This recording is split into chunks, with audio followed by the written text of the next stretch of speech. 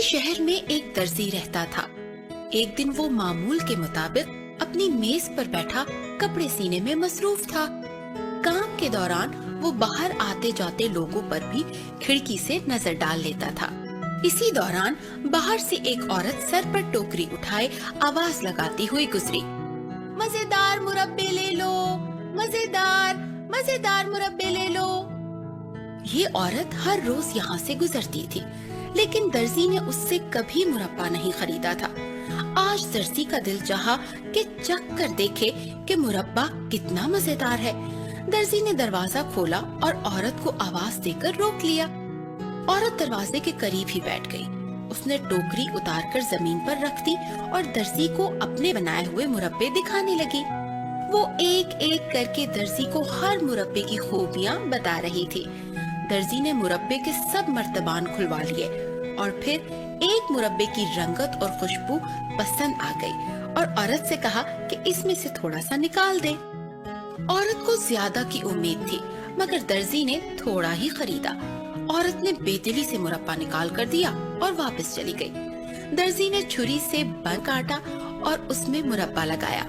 پھر اس نے سوچا کہ پہلے اپنا کام پورا کر لے پھر کھائے گا۔ وہ کپڑے سینے لگا، پر میٹھے کی خوشبو سے مکھیاں آ کر تھالی پر بھن بھنانے لگی۔ درزی ان کی طرف دیکھ کر چلایا، تم میرے کھانے پر آ کر کیوں بیٹھ گئی ہو؟ اس کے بعد وہ ہاتھ سے مکھیاں اڑانے کی کوشش کرنے لگا، لیکن ہر دفعہ مکھیاں دوبارہ آ کر بیٹھ جاتی۔ اب درزی بہت غصے میں آ گیا۔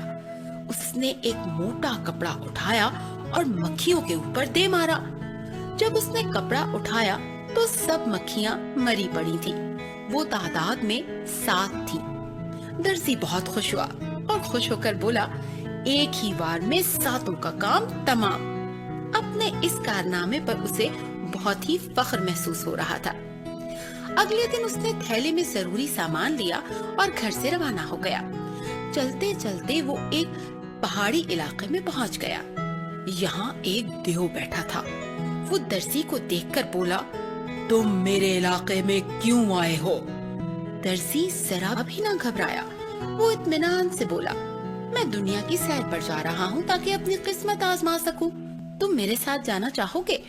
دیو دھاڑا، تمہاری اتنی جرت کہ مجھ سے ڈرنے کے بجائے ساتھ چلنے کا کہہ رہے ہو؟ درزی نے جواب دیا، میں کسی دیو سے نہیں ڈرتا۔ شاید تم جانتے نہیں، میں نے ایک ہی بار میں 7 کا کام تمام کیا ہے۔ دیو یہ سن کر گڑبڑا گیا۔ وہ سمجھا کہ اس بونا نما مخلوق کے پاس کوئی خاص طاقت ہے جس سے یہ 7 دیو مار چکا ہے۔ دیو نے اپنا روپ ڈالنے کے لیے ایک چٹان اٹھا کر ہوا میں اچھال دی۔ پھر اس نے درزی سے پوچھا، کیا تم ایسا کر سکتے ہو؟ درزی نے کہا، میں ابھی تمہیں اپنا کمال دکھاتا ہوں۔ میں پتھر میں سے پانی نکال سکتا ہوں۔ اس نے تھیلے میں سے پنیر کا ایک ٹکڑا نکال کر اسے ہاتھوں میں دبایا تو پانی نکل آیا، لیکن دیو اسے پتھر کا ٹکڑا ہی سمجھا۔ دیو کو یقین ہو گیا کہ یہ لڑکا اس سے کہیں زیادہ طاقتور ہے۔ اس کی طاقت کو مان گیا وہ۔ دیو نے ڈرتے ڈرتے درزی سے کہا، مجھے مت مارنا، میں تمہیں اپنے گروہ سے ملوانے لے چلتا ہوں۔ کیونکہ تم ہم سب سے زیادہ طاقتور ہو، اس لیے ہم تمہیں سردار بنا لیں گے۔ اس کے بدلے تم ہماری جان بخش دینا۔ دیو نے زمین سے ایک درخت اکھاڑ کر کندھے پر رکھا۔ پھر اس نے درزی کو درخت کے تنے پر بٹھایا اور اپنے ٹھکانے کی طرف چل پڑا۔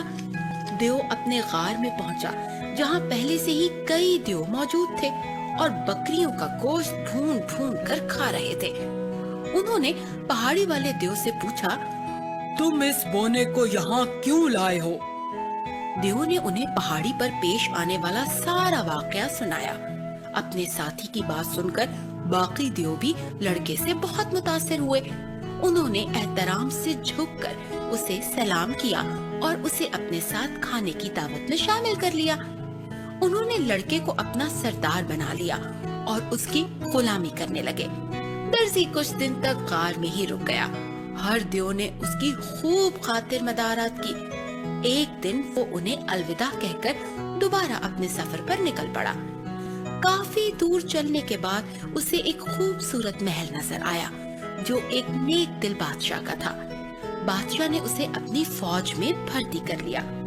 एक दिन दर्जी ने अपने साथी फौजियों को दियो वाला किस्सा सुनाया तो उन्होंने बादशाह को सारी बात बता दी। बादशाह ने दर्जी को दरबार में तलब करके पूछा, क्या दियो वाला वाकया सच है? दर्जी ने कहा, जी हाँ, मैं किसी दियो से नहीं डरता। बादशाह ने उसे हुक्म दिया, यहाँ से कुछ फासले पर एक जंगल है जहाँ 2 दियो रहते हैं। वो मेरी रियाया को परेशान करते रहते हैं। अब वो महल पर कब्जा करने की साजिशें कर रहे हैं। तुम हमें उनसे निजात दिला दो। दरबारी बादशाह का हुक्म सुनकर हैरान रह गए क्योंकि दियो बहुत खतरनाक थे। तहन दर्जी फौरन आमादा हो गया। वो अकेला ही जंगल की तरफ चल पड़ा। उसने देखा कि 2 दियो दरख्त के साए में सो रहे हैं। दर्जी ने कुछ पत्थर उठाए और दरख्त पर चढ़कर बैठ गया। उसने एक सोए हुए दियो पर पत्थर फेंकने शुरू कर दिए। उनमें से एक उठ बैठा और अपने साथी को देखने लगा जो अभी तक सो रहा था। दियो ने समझा कि ये शरारत दूसरे दियो की है और अब वो सोने का दिखावा कर रहा है। उसने साथी दियो को जगाकर कहा कि पत्थर मारकर उसे तंग न करे। साथी दियो बोला, मैंने कुछ नहीं किया, तुम इल्जाम लगा रहे हो। दोनों फिर सो गए। अब की बार दर्जी ने दूसरे दियो पर पत्थर फेंके। वो गुस्से से उठ बैठा और बोला, मैंने तुम्हें बताया था कि मैंने पत्थर नहीं मारा, फिर तुम मुझसे क्यों बदला ले रहे हो? पहला दियो बोला, मैं तो सो रहा था। दोनों में झगड़ा शुरू हो गया और वो आपस में गुत्थम गुत्था हो गए।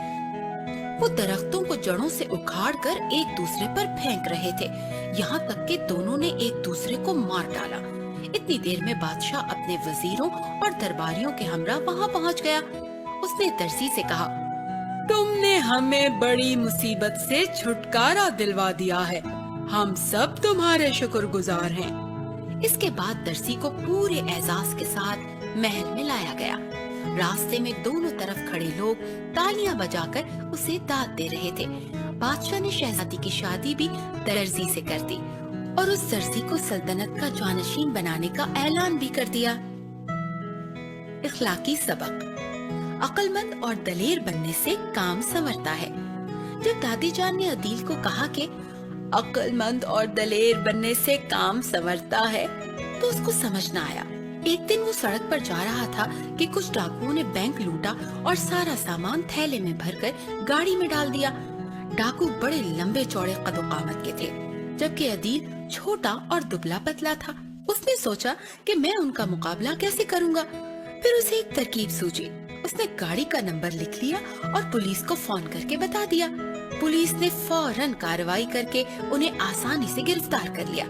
सबने अदील की बहुत तारीफ की।